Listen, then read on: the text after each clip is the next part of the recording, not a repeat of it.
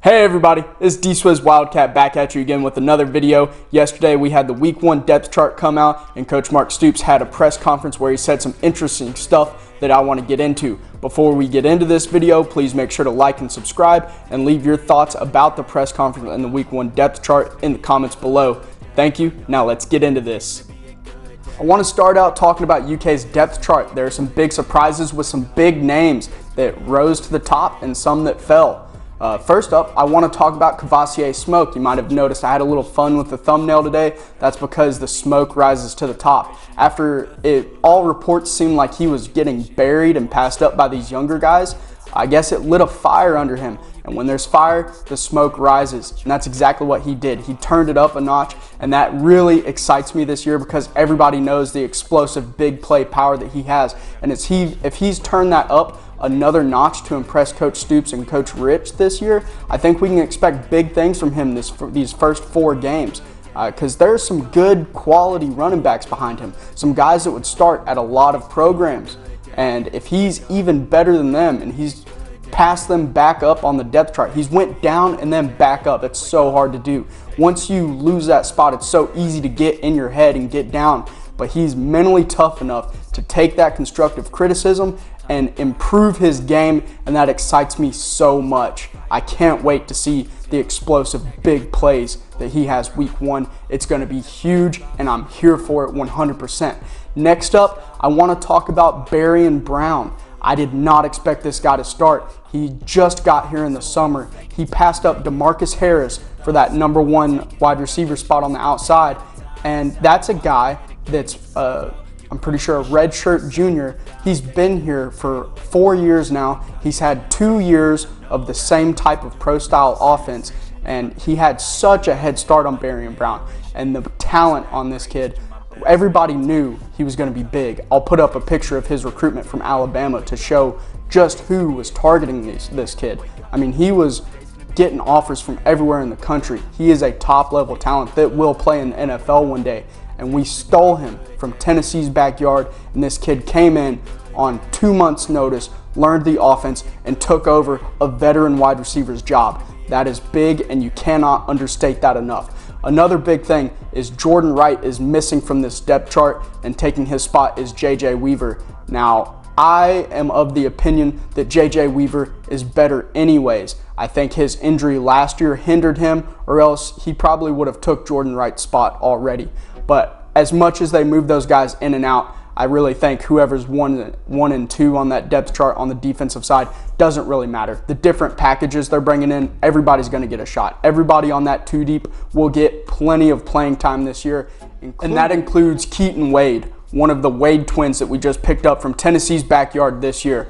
I'm really excited to watch him play. He's a super yoked guy. If you see photos of him, you would not think he's coming out of high school. We get a lot of players that, or at least we used to get a lot of players where you're like, really? That's an SEC-sized player? This guy is 100% right off the bat. He's going to be ready to contribute to this team, especially next year. And I can't wait for him to get that experience just to be better for next year, especially with all of these super senior linebackers leaving. We're going to need that experience. I'm really excited about him, Tyrese Fearbry, and De'Aaron Jackson. All of those guys are going to be big and get a ton of playing time this year. Super excited about it.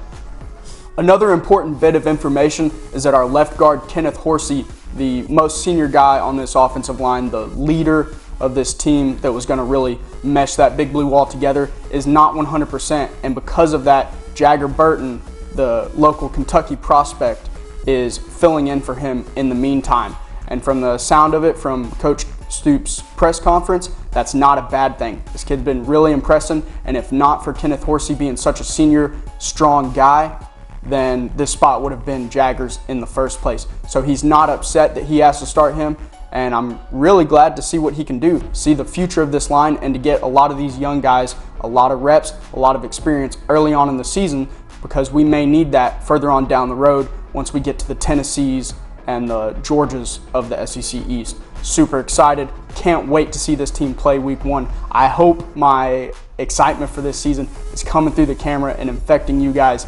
I want to see that stadium packed on Saturday. I think Coach Stoops said we were close to a sellout for week 1 against Miami of Ohio 5 years ago. That would have been unthinkable when we were going 7-6. I'm so excited about this year. Now let's get on to the press conference. You know, every year Mark Stoops impresses me with how much he cares for his players.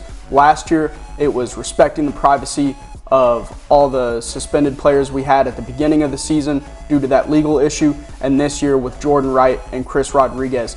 He just keeps their privacy number one, and no matter how much he is hounded by the media, I respect him so much for sticking strong and respecting those players' rights.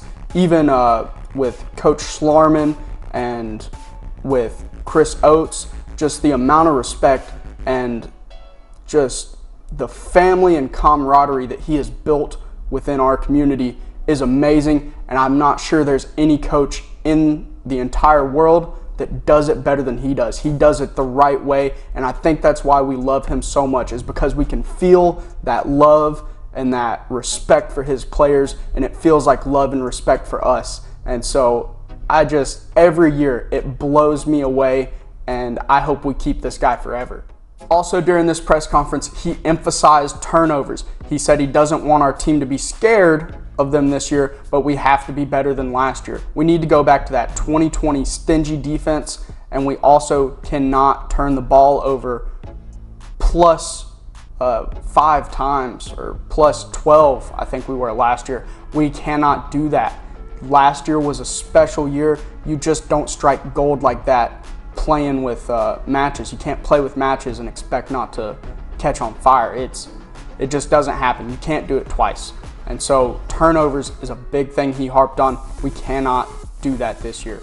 He also went out of his way to praise Miami of Ohio and their head coach, which in my prediction video in the preview of Miami, Ohio week 1, I also said this is a very solid team that you cannot sleep on.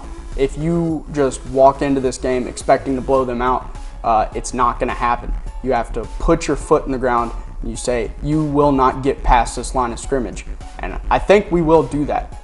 Mark Stoops, I've never seen him like this before. He almost looked giddy in the press conference at times. He couldn't hold back his little grin, and I absolutely loved it. I think he has us absolutely 100% in the right mindset to start this season, and we need that. We cannot falter in game 1 with Florida coming up next week going to the Swamp. If we stumble in this, there's no telling what will happen for the rest of the season. We need to start out strong, and 100% I think Mark Stoops has our team going right. And so to end off this video, I just want to say that with the addition of Barion Brown to the starting lineup, I think Will Levis passes for at least 75 more yards than he would have with DeMarcus Harris in the starting lineup. DeMarcus has been here for a good number of years now, I think 3 or 4 at least, and he just hasn't proven himself. The wide receiver talent hasn't been there, and now that it is, he's getting passed up. He's had all the experience, he's had that lead in being in the same system 2 years in a row, and that just makes me even more excited that the talent level of Barion is there to overcome those within 2 months. That is ridiculous for a freshman, a high school freshman, not a redshirt, a high school freshman to come in to an SEC program and start week 1. He got here in the summer, and that is absolutely ridiculous. I'm just as hype about him as I am Dane Key. It's infectious. I can't wait to see week 1. 400 yards, Will Levis, week 1. Write it down, place your bets. 400 yards, week 1, 3+ touchdowns. It's gonna be crazy. If you can get tickets to go see this game, go see it, because you're gonna wanna see this offense in person. I'm going to leave you with a quote from Rich Scangarillo to show you how excited he is about this offense this year and how excited he is to coach for us. I'm really excited to have him this year, and please let me know what you think in the comments. Like and subscribe. Y'all have a great day. Bye.